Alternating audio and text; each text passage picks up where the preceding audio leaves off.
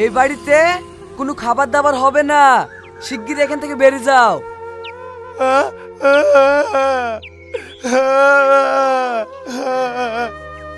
দুদিন খাওনি তো আমি কি করবো? এ বাড়িতে কোনো খাবার হবে না, এখান থেকে যাও তো।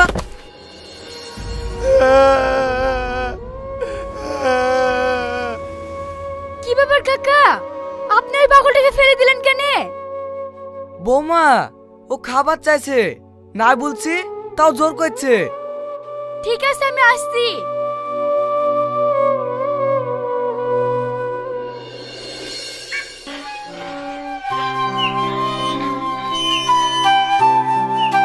তোমার খিদে পেয়েছে? আসো, তোমাকে খেতে দিচ্ছি। বৌমা, ওকে বাড়ির ভেতরে নিয়ে যাও না, স্যার কঠোর ভাবে নিষেধ করেছে, অচেনা লোক যেন বাড়ির ভেতরে না ঢোকে। এ তুমি কি বলছো কাকা? একটা পাগল খেতে চাইছে আর আমি খেতে দেব না? এর জন্য তোমার স্যার কিচ্ছু বলবে না। আসো, ভেতরে আসো।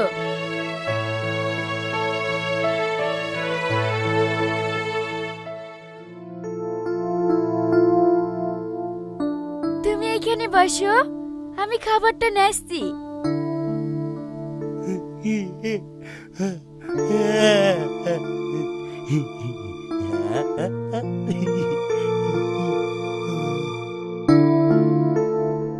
নাও, খেয়ে নাও।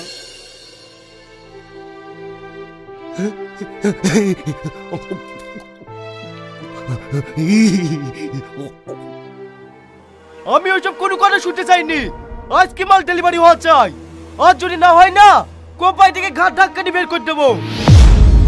কি ব্যাপার, এই পাগলটা কোথায় থেকে আসলো? ও খুব খিদে পেয়েছিল তো, তাই ওকে। চুপ কর, সিকিউরিটি সিকিউরিটি। হ্যাঁ স্যার বলুন। এই পাগলটা বাড়িতে ঢুকলো কিভাবে? আমি ঢুকতে দিইনি স্যার, ম্যাডাম ঢুকতে দিয়েছে। ম্যাডাম বললো আর তুই ঢুকতে দিলি? আজ তুই তোর এই বাড়িতে কোনো কাজ নাই, তুই বাড়ি থেকে বেড়াই শিগগিরি।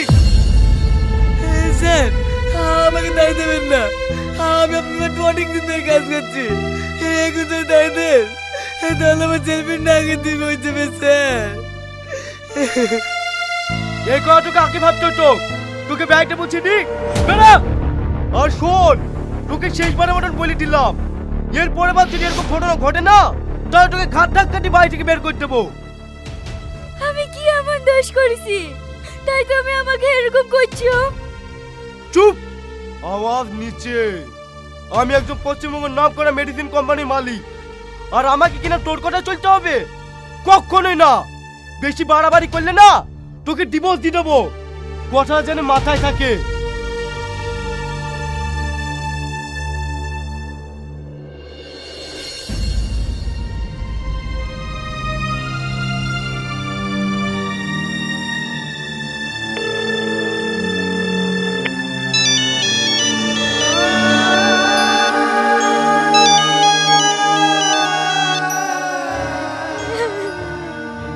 মা, তুমি আমার কার সাথে বিয়ে দিলা?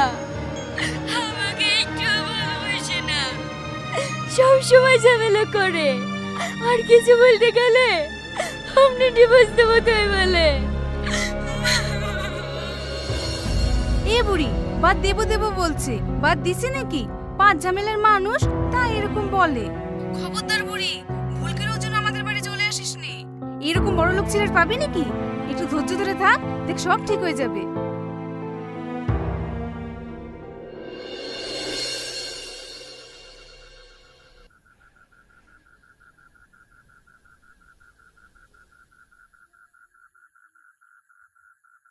কি ব্যাপার, রাত 10টা বেজে গেল, তাও এখনো ও বাড়ি আসলো না? প্রতিদিন তো 7টার সময় বাড়ি চলে আসে। ফোনটা করে দেখে দিনি। না না, যদিও বকে, অনেক রাতে তো হয়েছে, যা বলবে বলুক, একবার ফোনটা করে দেখি।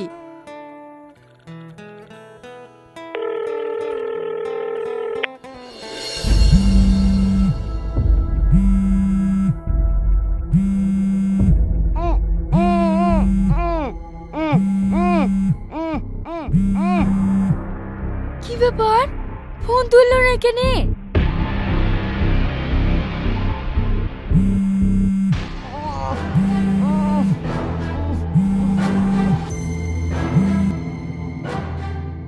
কি গো, অনেক রাত হয়ে গেছে, তুমি এখনো বাড়ি আসোনি কেন?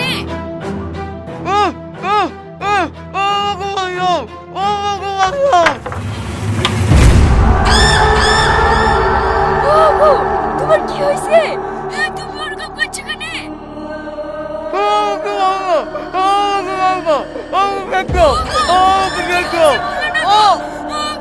তুমি কোথায় আছো?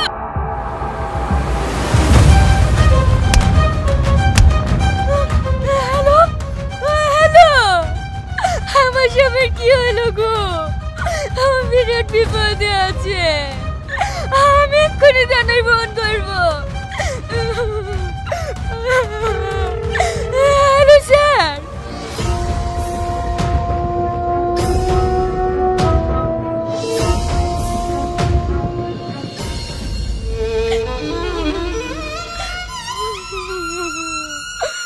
স্যার স্যার, আমার স্বামীর কোনো খোঁজ পেলেন?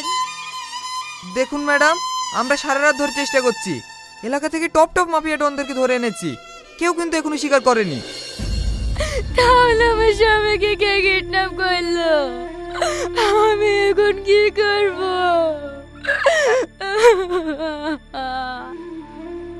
ম্যাডাম, আপনি ভেঙে পড়বেন না, আমরা যথারীতিভাবে চেষ্টা করছি।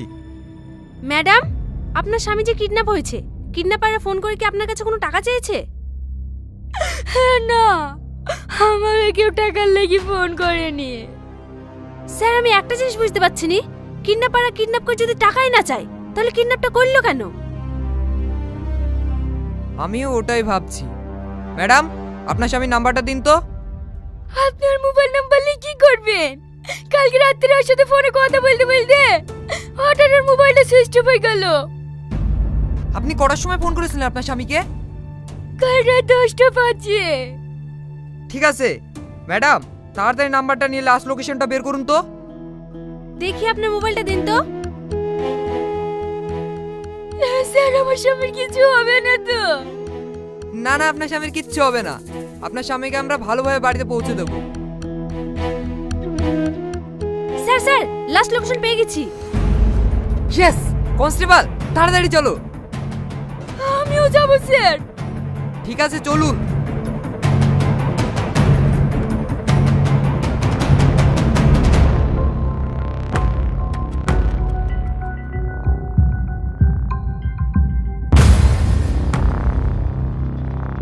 স্যার, লাস্ট লোকেশন এই ঘরটাই দেখাচ্ছে। দরজাটা মনে হয় ভিতর থেকে লক করা আছে। কনস্টেবল, দরজাটা ভেঙে ফেলো।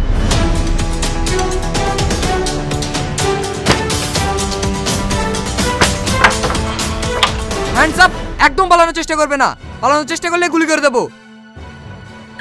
ওকে, তোমার কি হাল করেছে গো? আমার দেখে সহ্য হচ্ছে না। স্যার, আপনি ডরটা খুলে দেন না। তোর এত বড় সাহস, তুই একটা বড় বিজনেসম্যানকে কিডন্যাপ করেছি? কি তুমি? ম্যাডাম, আপনি একে চেনেন নাকি? হ্যাঁ চিনি, এই তো কিছুদিন আগে পাগল সেজে আমার সাথে খাবার খেয়ে গেল। ওকে আমি কত যত্ন করে খাবার খাইছি, আর তুই প্রতিদান দিলি।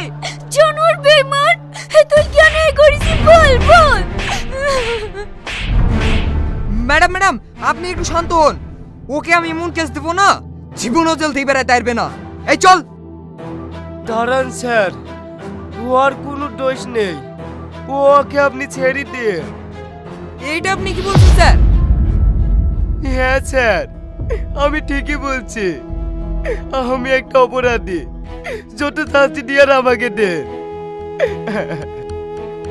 আগো, তুমি কি পাগল হয়ে গেছো নাকি? এইসব কথা কেন বলছো? না শ্রাবণী, আমি পাগল হইনি, ও যে ভুল রাস্তায় চলছে তার সম্পূর্ণ দায়ী আমি। তার মানে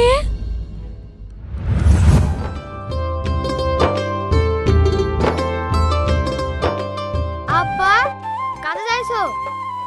হ্যাঁ মধু, কাজে যাচ্ছি, কিছু বলবা শোনা?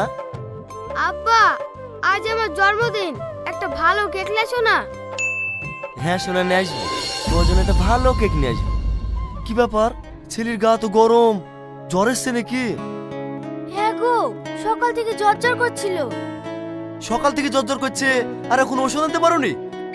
তুমি কাজে যাও, আমি এক্ষুনি গিয়ে নিয়ে আসছি। তোমাকে ওষুধ আনতে হবে না, তোমার ভুলো মন। আমি ওষুধের সাথে কাজে যাচ্ছি। আব্বা আমি যাবো। না মধু, তোমাকে যেতে হবে না, আমি এক্ষুনি ওষুধ নিয়ে চলে আসবো।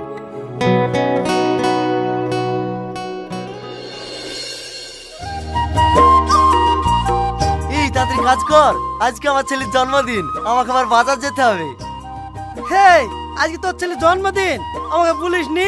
আমরা যাব না? তোরা আমার কাছের বন্ধু, তোদেরকে আবার বলতে হবে? আমরা কিন্তু যাব, আমাদেরকে ভালো মন্দ রান্না করে খাইতে হবে। শালা পেটুক, তোর সব সময় খাওয়া খাওয়া না।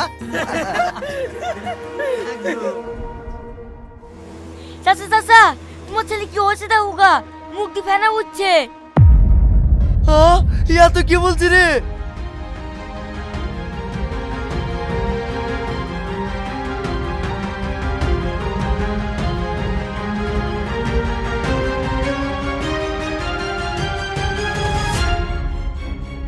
বাবু তোর কি আছে বাবু?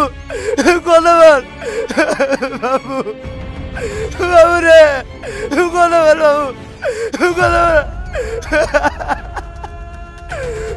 বাবু রে। ওগো ওগো, আমার ছেলে কি করে হারালো গো? বলো না গো, বলো।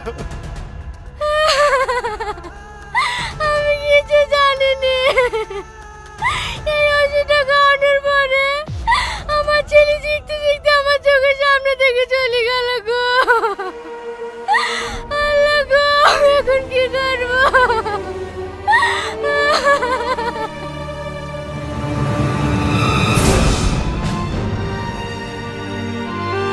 স্যার স্যার, আমার ছেলেকে মেরে ফেলেছে, আমি কেস করবো। কি হয়েছে একটু খুলে বলুন। আমার ছেলে নকল ওষুধ খেয়ে মারা গেছে, আমি এই ওষুধ কোম্পানির নামে কেস করবো। যেখান থেকে কিনেছেন সেই দোকানের নামে কেস করুন। স্যার আমি দোকানে গিয়েছিলাম, বললাম আমার কিছু করার নাই, তুমি কোম্পানির নামে কেস করো। স্যার আপনি কেসটা লিখুন। দেখি ওষুধটা দেখি।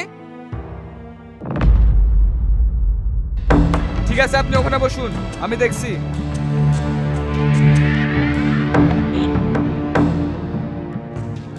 হ্যালো স্যার, আপনার ওষুধ কোম্পানির নামে একজনা কেস করতে এসছে।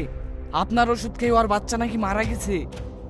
কার ছেলে মরলো কার ছেলে বাঁচলো তা দেখে আমার লাভ নেই, এটা আমার বিজনেস।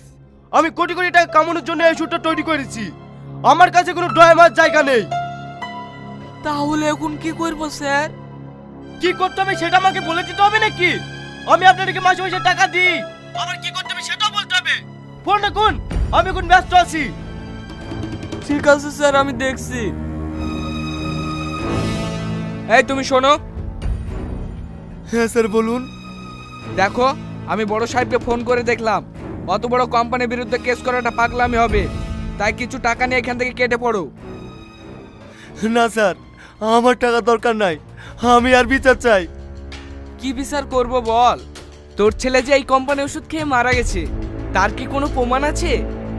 হ্যাঁ আছে, প্রমাণ আমি নিজে। আপনি যদি কেস না লেখেন আমি হাইকোর্টে যাব। দেখ, বেশি বাড়াবাড়ি করিসনি, কিছু টাকা নিয়ে চুপ হয়ে যা। আর ছেলে মরেছে, বউ তো আর মরেনি। সামনে বছর একটা ছেলে নিয়ে নিবি। কি বলেন অ্যালবেস্টার সাহেব? আপনি ঠিকই বলেছেন স্যার। কি বলি জানোয়ার, আজ যদি তোর ছেলে মরতো তুই এরকম কথা বলতে পারতি? তোর এত বড় সাহস, তুই আমার কলার ধরলি? কনস্টেবল, তাড়াতাড়ি আগে লোকবে ভরো।